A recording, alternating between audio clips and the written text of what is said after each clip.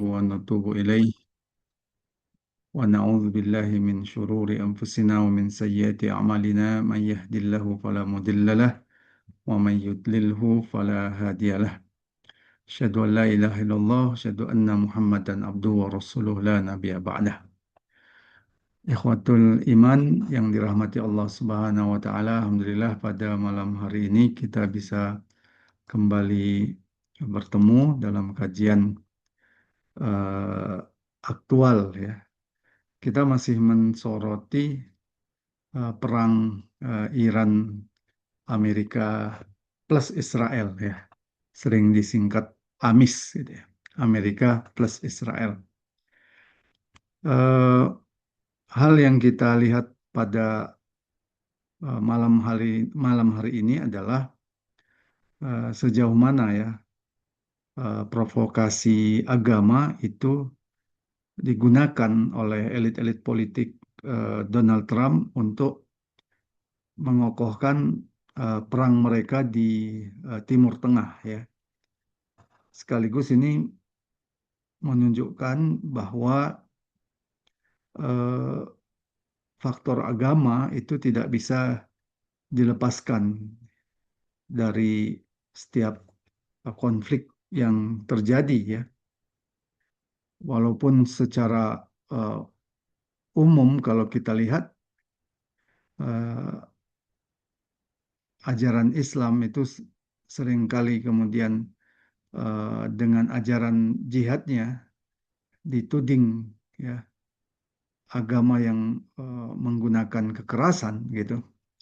Tapi di sisi lain juga kalau kita lihat agama Nasrani yang pengikut-pengikutnya mengklaim sebagai agama kasih sayang tidak bisa juga lepas dari perang gitu. Eh, Perang salib yang terjadi di waktu yang lampau itu menunjukkan ya bagaimana besarnya pengaruh agama untuk eh, memprovokasi atau menggerakkan ya pasukan-pasukan dari Eropa pada waktu itu untuk datang ke negeri-negeri Islam. Dan perang salib ini dipimpin oleh raja yang kemudian juga dilegitimasi oleh pemimpin-pemimpin gereja pada waktu itu.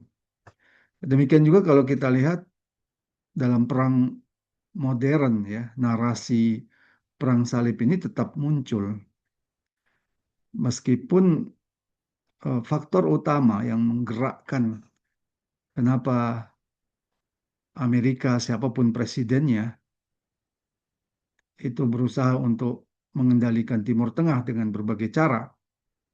Ada yang menggunakan eh, soft approach atau pendekatan eh, yang lebih lembut ya, seperti yang dilakukan oleh Obama atau Joe Biden ya, atau ada yang dengan pendekatan hard approach atau pendekatan keras seperti yang digunakan oleh Donald Trump, George W. Bush ya. Tapi pada hakikatnya kebijakan politik luar negeri Amerika adalah mendominasi hegemoni, melakukan hegemoni atau diringkas politik luar negeri Amerika itu torikohnya itu adalah al-istikmar atau penjajahan begitu.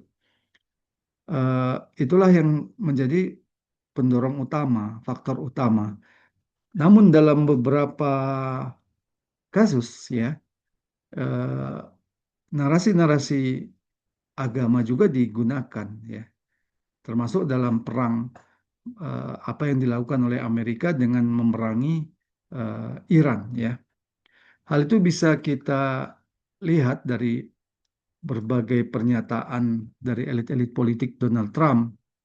Yang paling getol untuk menyuarakan itu adalah Menteri Pertahanan Amerika yang diubah oleh Trump menjadi War Department ya, atau Menteri Perang, yang mengatakan Pete Hegseth Hegseth ya yang mengatakan bahwa rezim gila seperti Iran yang terobsesi dengan delusi Islamis profetik tidak boleh memiliki senjata nuklir ya. Ini kata-kata eh, Menteri Perangnya Amerika.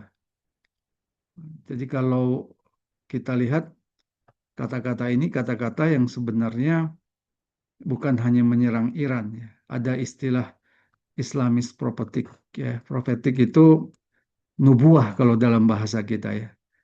Jadi eh, ajaran Islam, ajaran nubuah Islam yang menjanjikan masa depan eh, dunia Islam ya di bawah naungan Islam sebagai sebaik-baik umat.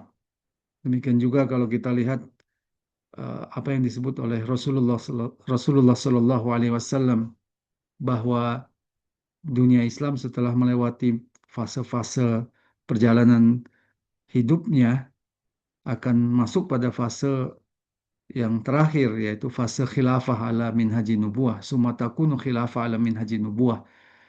Eh, ini dipahami oleh Barat sebagai Islamis prophetic ya. Namun ketika dikaitkan dengan delusi ya itu eh, ada faktor propaganda negatif di dalamnya. Delusi itu kan seperti khayalan begitu ya. Eh, Terobsesi seperti itu. Dia mengatakan tidak boleh memiliki eh, nuklir ya. Kemudian Menteri Perang eh, Amerika ini juga kalau kita lihat dari pernyataannya ini sesungguhnya bukan hanya menyerang Iran ya, tapi juga menyerang atau menghina Islam secara langsung. Dan ini tidak mengherankan karena ketika belum menjabat sebagai Menteri Perang, eh, dia juga ketika mabuk ya pernah menyerukan eh, pembunuhan terhadap semua Muslim di Amerika ketika dia menyebutkan kill all the Muslim gitu ya. Orang mabuk itu kan sebenarnya cerminan dari pikiran yang paling dalam ketika keluar ya. Orang mabuk itu biasanya seperti itu. Apa yang biasanya tidak dia ungkapkan, tapi suatu perkara yang sangat mendalam dalam perasaannya atau pemikirannya ketika mabuk itu biasanya terungkap gitu. Dan ini kalau kita lihat penggunaan kata delusi ini menunjukkan penolakan terhadap wahyu ya dan sekaligus permusuhan peradaban barat terhadap Islam dan kebangkitan politik Islam. Nah, ini mencerminkan bahwa konflik ideologi antara sistem sekuler barat yang ditopang oleh narasi-narasi seperti tadi eh, dan Islam itu masih berjalan begitu. Hal itu juga ditunjukkan bagaimana komandan Amerika itu kerap kali menggunakan retorika Kristen ekstremis ya tentang hari kiamat atau hari akhir. Perang Iran disebut sebagai rencana ilahi. Bahkan narasi perang itu dikaitkan dengan apa yang disebut dengan Armageddon ya dan kedatangan eh, Yesus ya. Eh, Dinyatakan ada lebih kurang 200 keluhan ya personil Amerika tentang gencarnya narasi-narasi ini disosialisasikan ya di militer Amerika. Dari sini kita bisa melihat ya konflik Iran kemudian dibungkus dengan narasi ideologis sekaligus keagamaan ya. Perang ini disebut sebagai rencana ilahi, dikaitkan dengan Armageddon. Eh, Bahkan disebut Donald Trump di istananya atau di Gedung Putih itu melakukan upacara ritual ya. Iran digambarkan sebagai pemicu Armageddon dan kedatangan kembali eh, Yesus di akhir zaman ya. Jadi kalau kita lihat ini adalah narasi-narasi yang dibangun. para komandan melaporkan bahwa Presiden Donald Trump telah diurapi atau ada acara semacam upacara ritual ya, untuk menyalakan api perang di Iran guna memicu Armageddon dan menandai kembalinya dia ke bumi ya. Sebenarnya ini bukan retorika yang baru. Retorika yang sama juga pernah digunakan di masa George W. Bush setelah serangan terhadap WTC ya. Saat itu George W. Bush menyerukan mengumumkan perang baru Amerika pasca Perang Dingin, apa yang dia sebut sebagai perang melawan terorisme, ya war on terrorism. Dan dia katakan dengan menggunakan istilah this crusade atau perang salib ini, this war on terrorism is going to take a while. Uh, jadi ini adalah pernyataan-pernyataan yang menggunakan narasi-narasi perang salib ya, seperti istilah this crusade ya. Hal yang sama juga digunakan oleh Netanyahu ya dalam perang Gaza ketika dia mengatakan kamu harus mengingat apa yang telah dilakukan Amalek, apa yang telah Amalek lakukan kepadamu. Ini mengutip kisah Amalek dari Alkitab. Ini dikaitkan Kisah ini dikaitkan dengan penghancuran musuh secara total. Kemudian elit-elit Zionis juga kerap mengusung gagasan apa yang mereka sebut dengan Israel Raya ya atau Greater Israel ya. Di mana konsep Israel Raya ini merujuk kepada wilayah luas dari Nil hingga Efrat. Sehingga kalau kita lihat konflik ini sebenarnya tidak sebatas memerangi Iran ya, tapi menyasar umat Islam secara keseluruhan. Jadi perang Amerika ini tidak bisa kita lihat sebagai kita sempitkan sebagai perang terhadap Iran saja, tapi inilah perang dalam rangka dominasi yang lebih kuat dari Amerika di Timur Tengah. Yang jelas ini merupakan pertarungan abadi antara yang hak dan yang batil. Maka kalau kita lihat Barat ya seringkali memadukan ya motif ideologis kapitalisme dengan ritual keagamaan. Dan itu tentu eh, tidak bisa dihadapi oleh umat Islam kecuali dengan persatuan umat Islam. Persatuan dengan didasarkan kepada akidah Islam ya. Dan tidak bisa dilepaskan kebutuhan umat Islam eh, untuk persatuan itu untuk menyatukan seluruh umat Islam ya umat Islam membutuhkan adanya negara yang sifatnya global ya dalam pengertian menyatukan negeri-negeri Islam yang dalam fikih politik itu disebut sebagai khilafah ala minhajin nubuwah oleh para ulama menyebut seperti itu. Eh, ini menjadi catatan yang pertama ya dalam kesempatan kali ini yang saya ingin sampaikan. Kemudian yang kedua adalah penting juga kita melihat ya apakah Iran bisa mengalahkan Amerika. Ini pertanyaan yang sering muncul ya di tengah-tengah masyarakat. Eh, Pertanyaan yang sebenarnya mencerminkan harapan ya dan kerinduan umat. Karena umat bagaimanapun melihat ya bagaimana Amerika menjadi musuh utama dan sejati umat Islam.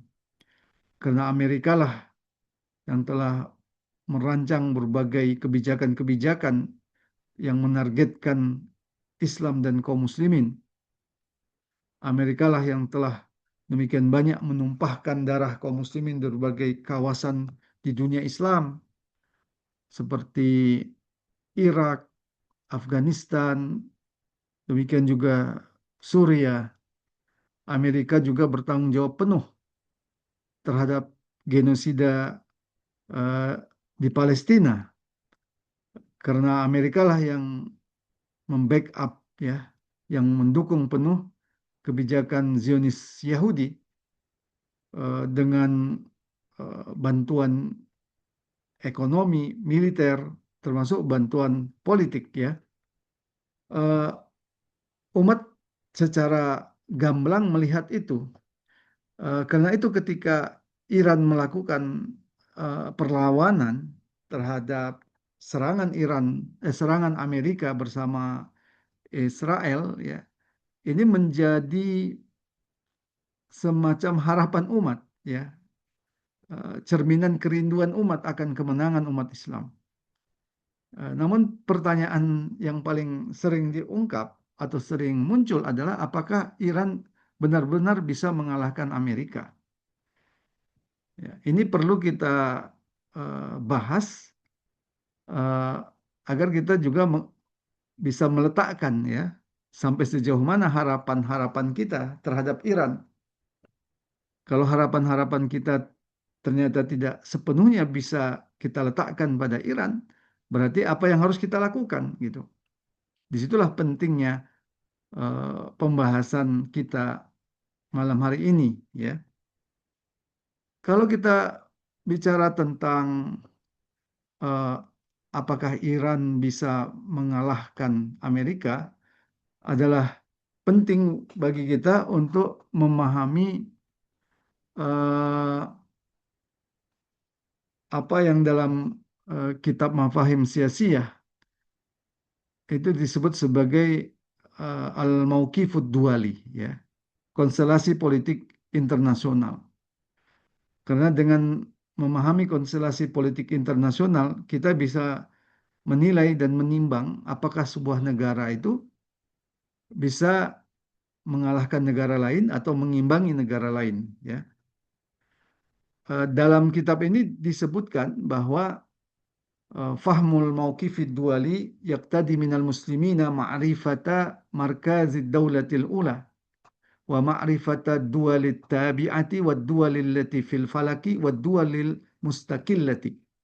Jadi memahami situasi internasional atau konstelasi internasional itu menuntut kaum muslimin mengetahui eh, pusat negara adidaya atau negara utama, mengetahui pula negara-negara pengikutnya atau negara-negara yang berada dalam orbit pengaruhnya serta negara-negara yang independen. Disitulah nanti kita bisa meletakkan Iran pada level negara mana dan sampai sejauh mana harapan kita bisa letakkan pada Iran ya. Dalam kitab Mafahim ini disebutkan ya,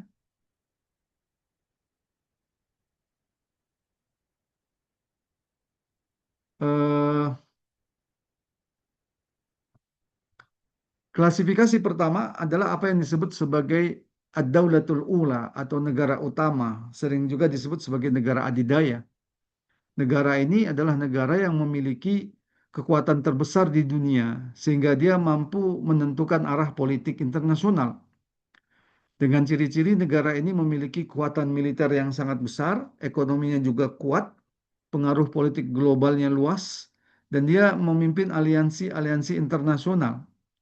Tentu dengan segala dinamikanya, ya, naik turunnya. Negara ini juga biasanya menjadi pusat pengambilan keputusan global. Dan harus kita akui, Amerika berada dalam posisi ini, atau ad-dalwatul ula. Amerika lah yang memiliki kekuatan militer bisa disebut terbesar di dunia, termasuk dengan nuklirnya, ekonominya juga, eh, walaupun tentu menghadapi kendala-kendala sebagaimana kendala naik turunnya ekonomi dalam sistem kapitalistik ya, tapi tetap ekonomi Amerika bisa disebut ekonomi yang sangat kuat ya. Apalagi Amerika masih mengendalikan mata uang internasional dengan dolarnya, mengendalikan IMF dan World Bank ya. Pengaruh politik global Amerika juga masih sangat luas, baik itu di kawasan regional Timur Tengah, regional Asia Tenggara, dan di wilayah-wilayah dunia lainnya termasuk Afrika gitu. Dan Amerika lah yang kerap kali memimpin berbagai aliansi-aliansi internasional seperti NATO misalkan, tentu dengan dinamikanya. Dan Amerika ini adalah negara yang menjadi pusat pengambilan keputusan global. Maka kita bisa lihat hampir sebagian besar konflik-konflik di seluruh dunia itu tidak bisa lepas dari campur tangan Amerika. Ketika bicara Suriah, Amerika lah yang menggagas bagaimana solusi penyelesaian Suriah. Ketika bicara tentang Palestina, Amerika lah yang menjadi pionir atau penggagas utama penyelesaian persoalan Palestina dan lain-lain ya. Tentu dengan kepentingan Amerika yang dominan ya. Ini adalah realita yang juga harus dipahami oleh kaum muslimin. Yang kedua adalah negara pengikut atau ad-duwalut tabi'ah. Jadi ini adalah negara yang secara politik mengikuti kebijakan negara utama, bergantung secara politik atau militer, kebijakan luar negerinya mengikuti negara besar, sering menerima tekanan atau arahan dari negara utama, sehingga negara ini sering disebut sebagai negara satelit ya. Kemudian juga ada yang disebut dengan ad-daulatul lati fil falak. Ya, jadi negara yang tidak sepenuhnya tunduk tapi masih berada dalam orbit negara-negara besar ya. Dia dipengaruhi secara politik dan ekonomi tapi tidak sepenuhnya tunduk. Kadang sejalan, kadang berbeda. Negara ini masih memiliki ruang manuver politik tertentu. Yang keempat itu adalah ad-duwalul mustaqillah atau negara independen. Jadi negara yang tidak dalam dominasi penuh negara adidaya, bisa jadi dia seimbang, ya, dia memiliki kebijakan luar negeri yang mandiri, dia tidak berada dalam pengaruh negara besar dan memiliki kekuatan politik yang relatif independen, ya. Nah, kalau kita lihat dari posisi negara-negara yang ada di dunia ini, eh, Iran itu bisa disebut masih belum pada posisi apa yang disebut dengan ad-daulatul ula ya atau negara adidaya. Termasuk juga belum masuk sebagai negara yang benar-benar independen ya atau ad-duwalul mustaqillah. Sikap-sikap kompromi Iran terhadap tekanan-tekanan Amerika selama ini dalam perundingan-perundingan nuklir atau pengembangan nuklir ini menunjukkan bahwa Iran bukanlah negara yang benar-benar independen. Berbeda halnya dengan Cina misalkan atau Rusia. Iran bisa disebut adalah negara dalam orbit pengaruh ya. Dalam hal ini adalah orbit pengaruh Amerika di Timur Tengah. Nah, sekarang Amerika ingin menjadikan Iran itu sebagai benar-benar sebagai negara pengekor atau pengikut. Ini yang tidak diinginkan oleh Iran. Nah, dalam posisi seperti itu, ya, Iran bisa disebut masih dalam kategori negara dalam orbit pengaruh. Maka eh, ketika kita bicara apakah Iran bisa mengalahkan Amerika dalam pengertian bukan sekedar melakukan perlawanan ya, tapi bisa mengimbangi Amerika sebagai kekuatan global, bahkan menggeser Amerika sebagai kekuatan global, tampaknya eh, itu baru pada tingkat harapan begitu. Nah, eh, karena itu kalau kita lihat apa yang terjadi, ya meskipun Iran itu mampu bertahan, dan ini tentu suatu hal yang menggembirakan kita. Bagaimana Iran itu bisa bertahan dan melakukan perlawanan sehingga Amerika tidak mudah menaklukkan Iran. Sampai sekarang Amerika kebingungan ya bagaimana exit strategi dalam persoalan ini. Sementara Amerika tidak apa mendapatkan implikasi yang tidak mudah juga dengan perang yang dia pimpin. Demikian strategi perubahan rezim belum berhasil. Amerika berharap dengan membunuh elit-elit keagamaan di Iran yang itu menjadi penentu utama dari berbagai kebijakan di Iran, ini akan terjadi pergantian rezim atau terjadi konflik internal rezim Iran. Tapi ternyata tidak terbukti. Iran tetap bertahan dan stabil. Jadi dari sisi kemampuan Iran bertahan, itu adalah suatu hal yang uh, secara objektif terjadi gitu. Namun seperti kita katakan tadi, Iran belum sepenuhnya bisa mengalahkan Amerika. Iran belum mampu mengalahkan Amerika secara total. Amerika masih dominan sebagai kekuatan global, Iran fokus pada perang asimetris dan pertahanan regional, sementara Amerika masih unggul dalam militer, ekonomi, dan geopolitik. Jadi kalau kita gambarkan, kekuatan Amerika itu adalah kekuatan ofensif ya, sementara Iran kekuatannya itu adalah kekuatan yang dirancang untuk bertahan gitu ya. Ada 600.000 personal militer aktif di Iran dengan keunggulan geografis alami ya. Jadi topografi dan pegunungan dan gurun itu membuat invasi asing menjadi sangat mahal gitu ya. Tapi Iran juga memiliki keterbatasan-keterbatasan ya.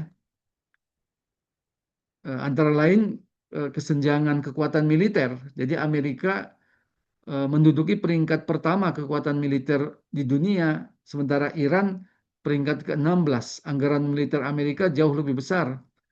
Amerika juga memiliki kapal induk dan ribuan pesawat modern. Jadi kalau kita lihat anggaran militer Amerika itu sekitar 800 sampai 900 miliar US dollar. Sementara Iran 15 sampai 24 miliar US dollar. Jadi masih sangat timpang ya. Nah, anggaran militer itu menunjukkan eh, kapasitas ya militer suatu negara.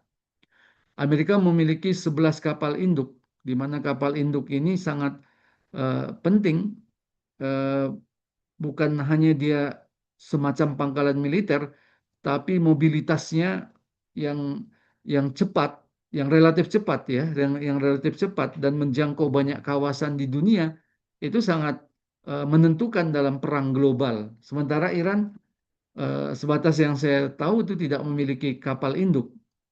Demikian juga Amerika tentu memiliki banyak pesawat-pesawat modern ya, meskipun beberapa di antaranya bisa dijatuhkan oleh Iran dengan teknologi yang sederhana.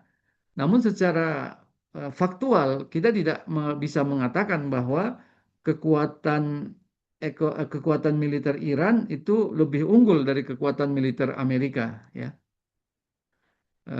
Apa yang dilakukan oleh Iran selama ini adalah strategi bertahan atau perlawanan begitu. Sehingga tidak mengherankan Iran mengandalkan strategi perang asimetris menggunakan rudal, drone, dan proksi.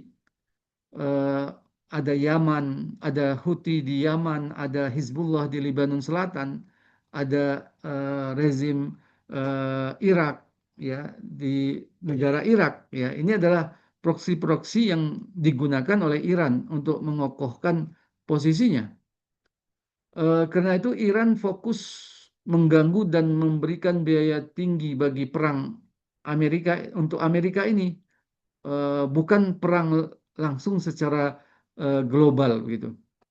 Sehingga kita simpulkan Iran memang kuat, tapi kuat untuk bertahan dan memiliki keterbatasan-keterbatasan ya.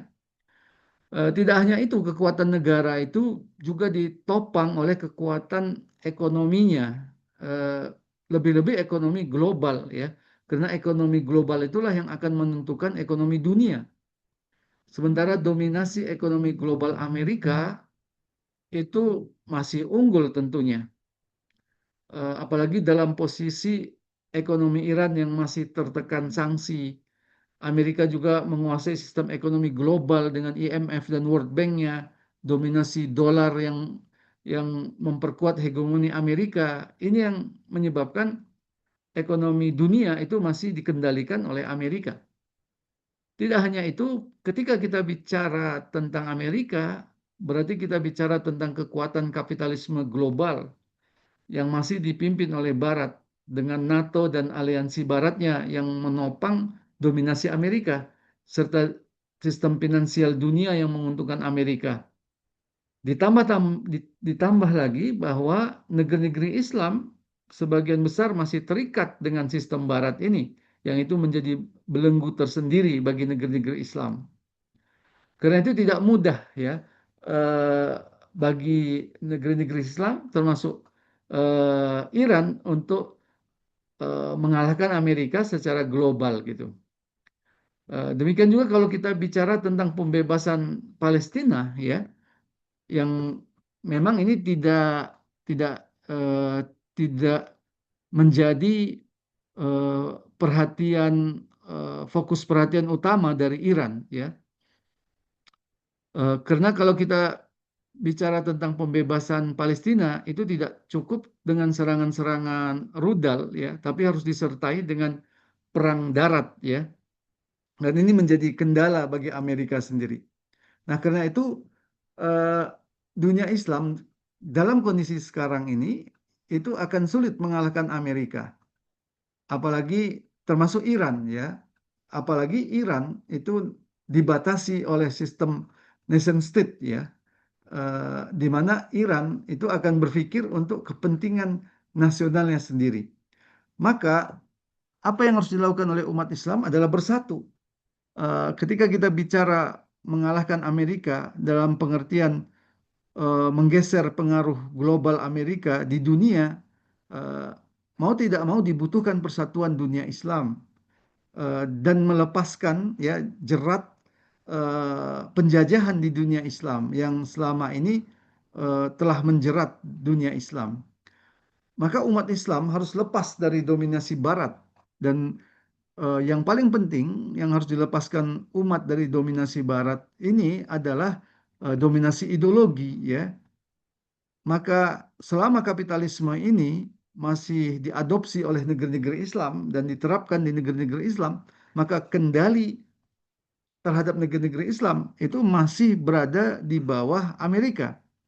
Maka kalau kita ingin bicara bagaimana melepaskan dominasi Amerika ini, maka langkah yang penting yang harus dilakukan itu adalah eh, melepaskan dari segala sistem ideologi, sistem politik, sistem ekonomi Barat, ya, yang selama ini memang membelenggu dan menjerat, ya, negeri-negeri Islam.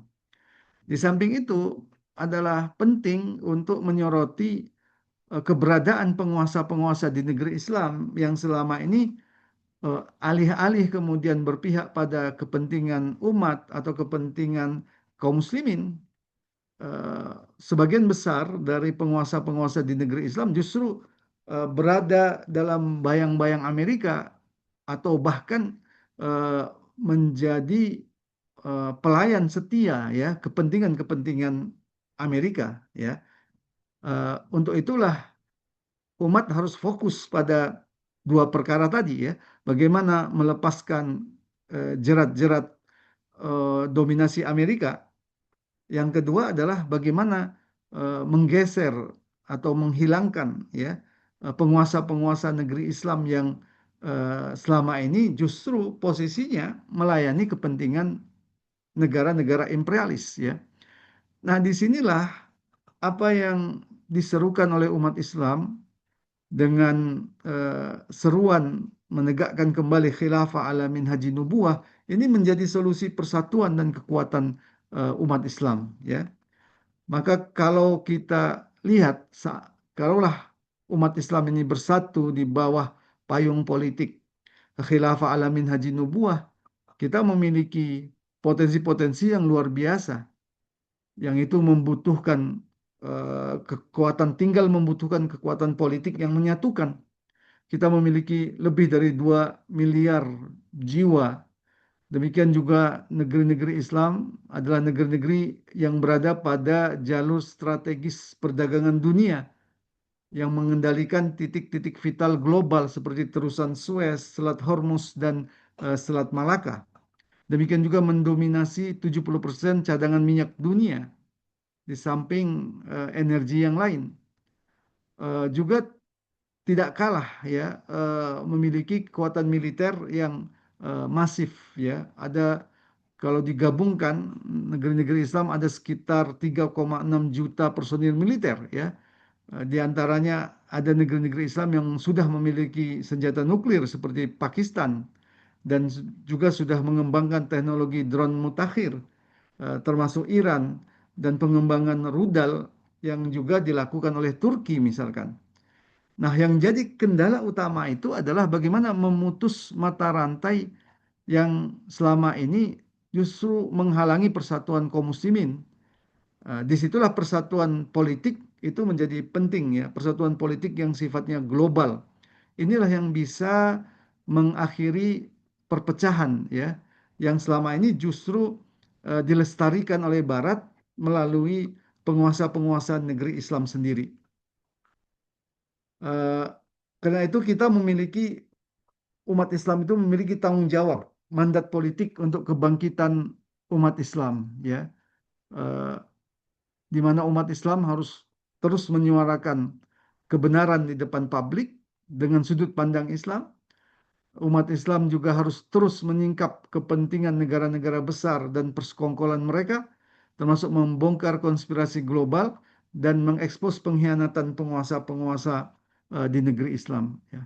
Dengan cara itulah kalau kita lihat Amerika itu bisa dikalahkan, yaitu dengan menyatukan seluruh potensi politik, ekonomi, geopolitik, demikian juga eh, demografi ya yang itu hanya akan bisa dipersatukan kalau kita memiliki kekuatan negara global yang oleh para ulama itu disebut dengan khilafah ala minhajin nubuah.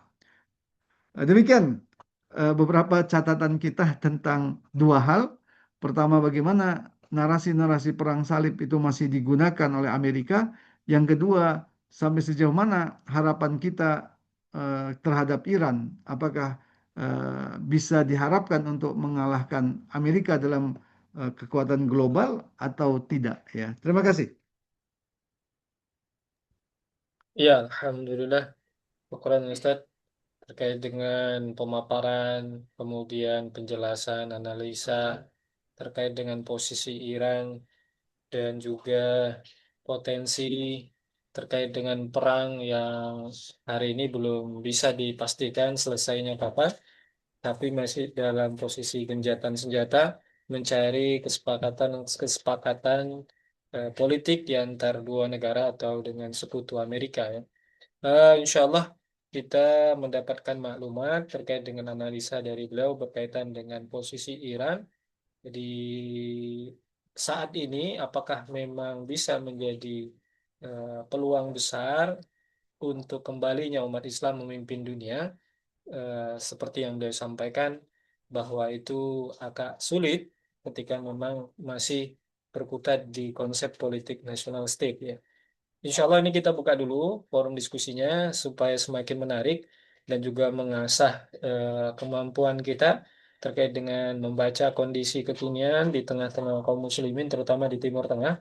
Kami buka kesempatan buat Bapak Ibu jamaah sekalian, jika ada yang ingin kita diskusikan atau yang ingin bertanya langsung ke beliau boleh juga kita kasih kesempatan untuk raise hand ya. Em, untuk kesempatan awal ini mungkin saya sebagai penanya awal nih Ustaz. Em, apa yang membedakan Ustaz? Mungkin bisa dikasih gambaran umum terkait dengan perbedaan tadi disebutkan ada istilahnya Daulatul Ula yang sekarang Amerika ya, Amerika seperti yang Ustaz sampaikan. Kemudian kalau kita urut di awal abad 19 itu ada Inggris ya. Mungkin diurut lagi ke belakang ada beberapa negara. Nah, em, yang menjadi menarik, Ustadz, bahwa apa yang membedakan ya di satu sisi ya, bahwa negara adidaya semasa di Inggris ya, meskipun mereka secara data mungkin tidak terlalu besar seperti yang hari ini Ustadz sampaikan terkait dengan Amerika, tapi mampu juga menyebarkan pengaruh bahkan membangun koloni-koloninya di hampir sebagian besar wilayah dunia. Dan kalau kita ukur dari Iran, bisa-bisa kan ukurannya bisa jadi wilayah Iran ini wilayah yang cukup besar, bahkan lebih besar dari Inggris kita bilang. Nah, tapi kenapa Iran tidak punya potensi? Karena kan apakah ini bukan menjatuhkan eh, marwah mungkin tanda kutip ya, atau semangat eh, kaum muslimin yang di sana untuk katakan saja mewakili sebagian besar kaum muslimin dari kebencian mereka terhadap Amerika dan sekutunya. Nah, ini apakah tidak ada potensi sejauh itu, Ustaz? Bahwa ternyata kan Iran ini negeri yang besar juga. Gimana menurut Ustaz, nih, Ustaz?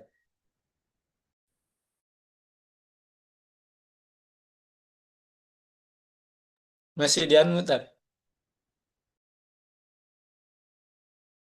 Baik, seperti yang kita katakan tadi, bahwa satu negara disebut sebagai Ad-Daulatul Ula atau negara adidaya, itu adalah negara yang memiliki kekuatan terbesar di dunia, ya, sehingga dia bisa menentukan arah politik internasional.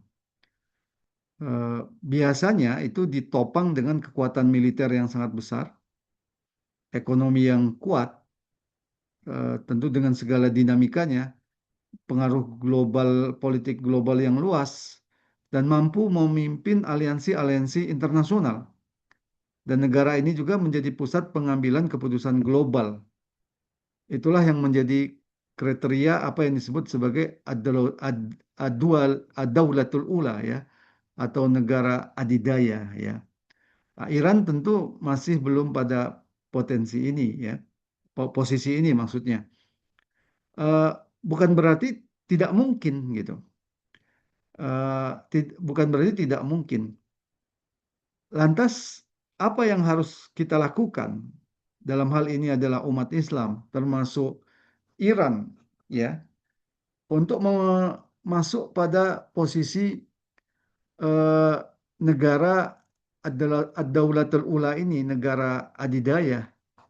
Mau tidak mau, kita harus membangun kekuatan militer yang sifatnya kuat, ya, memiliki ekonomi yang juga kuat, pengaruh politik global yang luas, mampu memimpin dan memberikan pengaruh terhadap kebijakan-kebijakan internasional. Ya, umat Islam harus memiliki itu. Nah, pertanyaannya, apakah itu bisa disandarkan pada Iran atau digantungkan pada Iran? Ya, Eh, Iran memiliki keterbatasan-keterbatasan. Ya, Pertama, kalau kita lihat, ya, yang paling mendasar, Iran adalah negara yang masih berbasiskan kepada nation state atau negara bangsa. Inilah yang membuat Iran tidak akan bisa menyatukan negeri-negeri Islam secara keseluruhan. Ya, karena Iran akan melihat segala kebijakannya itu berdasarkan kepentingan negaranya, ya, nationnya. Maka tidak mengherankan kalau dalam kondisi sekarang ini, ya, Iran lebih eh, memilih mencari titik-titik kompromi dengan Amerika, karena Iran menyadari bahwa eh, negara itu tidak akan mampu untuk mengimbangi Amerika dalam pengertian pengaruh global.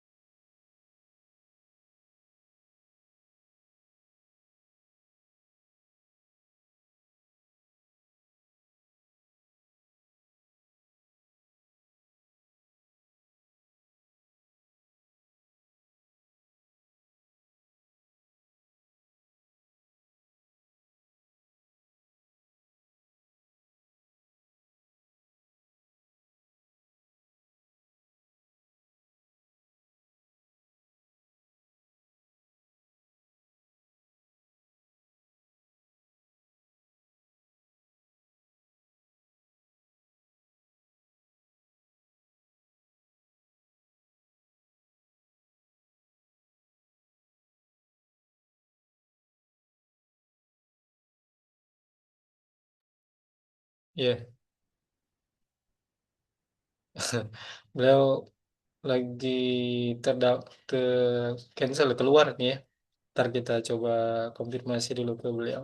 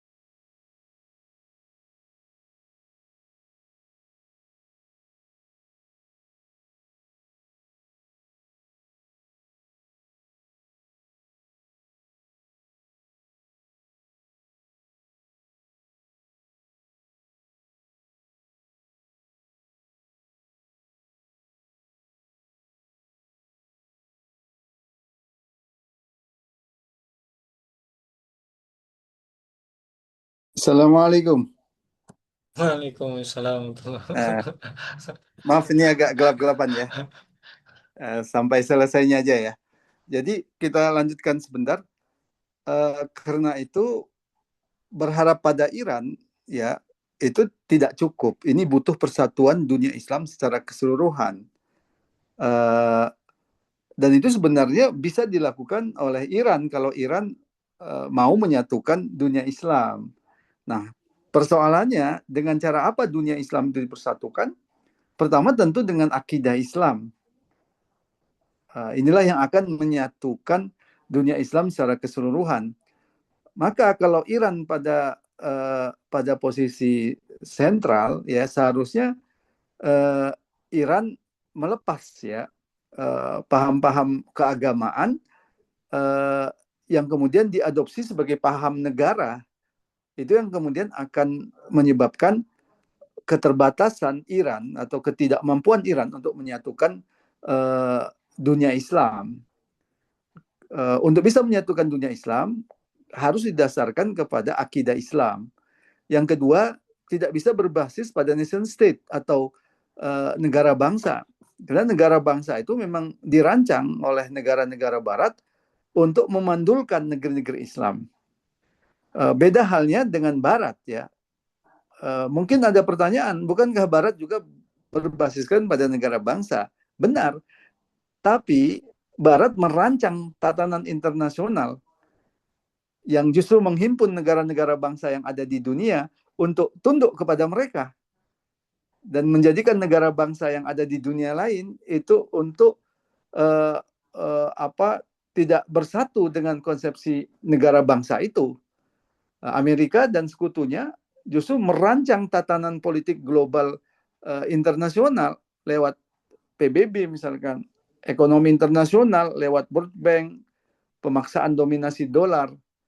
Nah, karena itu kalau kita bicara agar umat Islam menjadi kekuatan politik yang global, di situ dibutuhkan ya persatuan dunia Islam pada level negara yang itulah yang nanti akan menyatukan seluruh dunia Islam secara ekonomi, secara politik ya, juga bisa mengoptimalkan ya kekuatan-kekuatan geopolitik strategis dari negeri-negeri Islam ya. Saya kira begitu ya untuk jawabannya. Mungkin kita cukupkan dulu ya karena kondisinya tidak memungkinkan gelap-gelapan.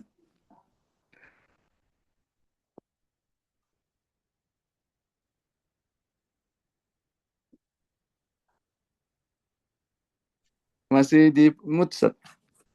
Terakhir saat sebelum ditutup, Ya, bagaimana pandangan Ustaz terkait dengan Muslim Indonesia dengan kondisi saudara kita yang ada di Iran dan kondisi seruan apa yang harus kita sampaikan ke dunia kaum muslimin?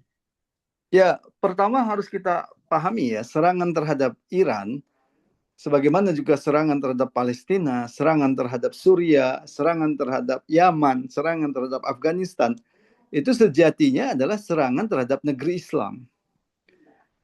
Nah, kalau satu negeri Islam diserang, yang harus kita lakukan apa? Bersatu untuk melakukan jihad fisabilillah. Inilah yang diperintahkan oleh syariat Islam.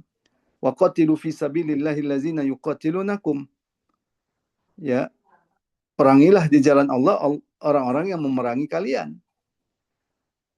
Ditambahkan lagi oleh Rasulullah dengan memberikan gambaran bahwa umat Islam ini sesungguhnya adalah umat yang satu, bagaikan tubuh yang satu.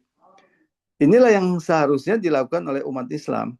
Demikian juga pembunuhan terhadap nyawa kaum muslimin dimanapun, baik di Palestina, di Suria, di Iran sendiri, itu merupakan pembunuhan terhadap kaum muslimin secara keseluruhan. Harus dipersepsikan seperti itu. Karena kaum muslimin ini satu tubuh. Ditambah lagi kalau kita lihat Rasulullah SAW itu demikian tegasnya meminta umat Islam itu untuk memperhatikan pentingnya nyawa. Sampai-sampai Rasulullah SAW bersabda, la zawalud dunya ahwan Allah min qatli rajulin muslim.